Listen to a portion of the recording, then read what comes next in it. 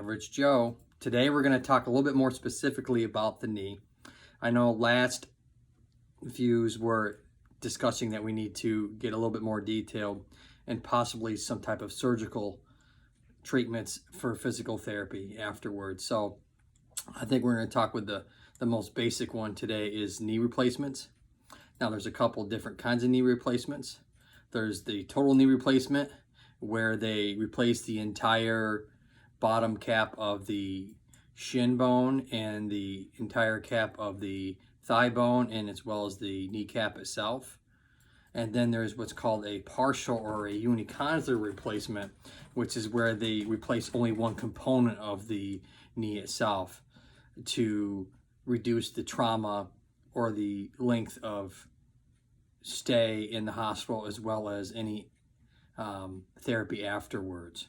So let's get a little bit more detail. I'm going to show you a little bit of the anatomy quick. Don't want to bore you too much, but at least have an idea what we're going to be talking about. All right, so I'm going to give you a side profile of what the knee actually looks like.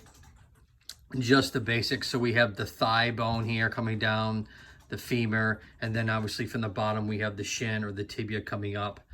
And the femur bone or thigh bone has a knuckle, and then the bottom piece here, the tibia, actually has this plateau or the cap part.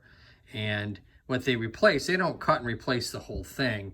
They just resurface the knuckle part with a piece, and then the plateau part or the top part of the tibia here, and then obviously resurface the kneecap itself. And so they take out the meniscus, okay, which are the crescent-shaped ligaments that people can tear. They replace and take out the ACL, okay, which is the ligament and the anterior cruciate ligament, and then they take out the PCL or the backside, the posterior cruciate ligament. And so that's just a piece of type of plastic, or I think it's polyethylene plastic, that is replacing those ligaments. And so you have three main components and a total knee replacement. Now a partial knee replacement, you might only just replace the cap, okay, the knuckle part, and then that's it. They might leave the kneecap, your old kneecap there, or vice versa. You might replace the kneecap only, or the kneecap and the top of the tibia. It really depends on which part is worn the worst. So needless to say, the total knee replacement, you can see they replace all three parts, and the partial, the unicondylar knee replacement, they only replace one of the three parts, or maybe two of the three parts, but not the complete knee. Let's talk about the expectations after having the knee replacement from a physical therapy perspective. Now, you're going to be in the hospital 1 to 3 days. 3 days usually the max, unless there's some sort of complication. They're going to get you up the first day or the day of the actual surgery and get you up walking, reducing your risk of any type of blood clot, making sure that that you're safe to get up and walk with some sort of device, whether that's a walker or cane or crutches, and then send you home on the third day. Now, if you can't go home, they might send you to short-term rehab for 2 or 3 weeks until you can be safe to go home. Now, if you're able to go home, but you unfortunately can't do outpatient yet, they'll send you a therapist out to do some home care visits, maybe 3 to 4 weeks until you're safe to do outpatient physical therapy. And then once you go in outpatient, they're going to work more on getting you back to your prior level of function, which may be without a device, and maybe get you back to your job if you're out on some sort of disability for the knee replacement. Now, I always hear these horror stories that, oh my God, the therapist killed me, or they're going to kill me. The no pain, no gain. No, I go by no strain, no gain. Now, obviously with a knee replacement, like with any joint, you have a short window of opportunity to try and get that knee replacement as good as you possibly can when it comes to range of motion. So that is the first and foremost thing that's very important, as well as eliminating any risk of infection, reducing swelling, and managing your pain.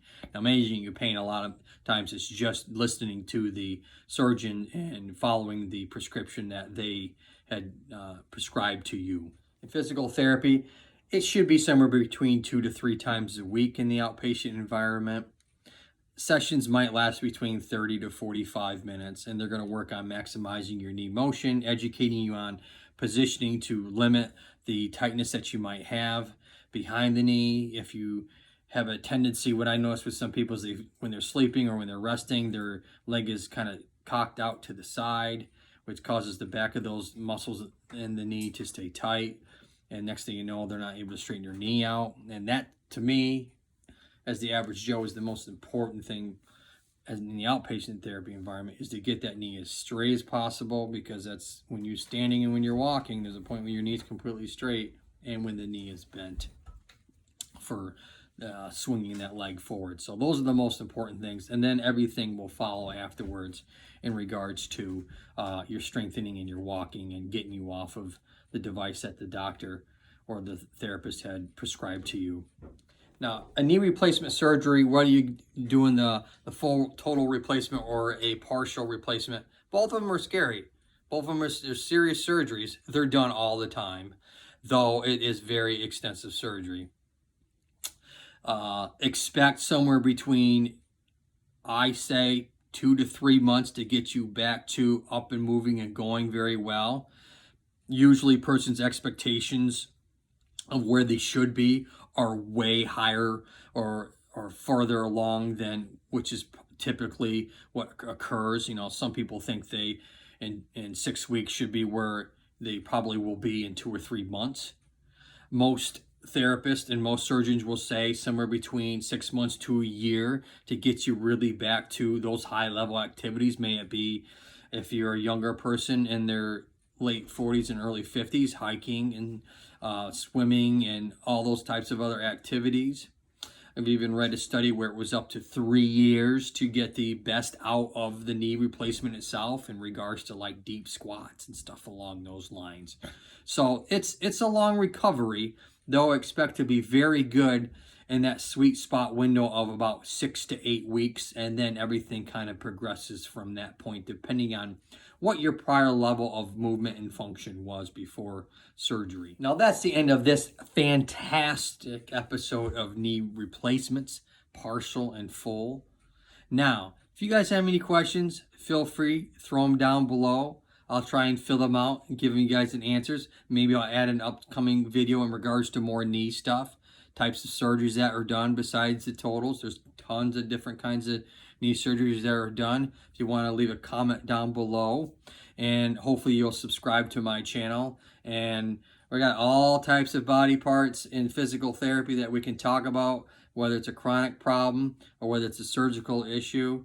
I might dive into the shoulder next visit. We'll go over maybe some basic anatomy and then types of surgeries and stuff like that. And then maybe we'll head on to maybe the spine, because we know that the back is no joke when it comes to pain. So, all right, I'll see you next time, and you know, keep your head up. It's all good out there.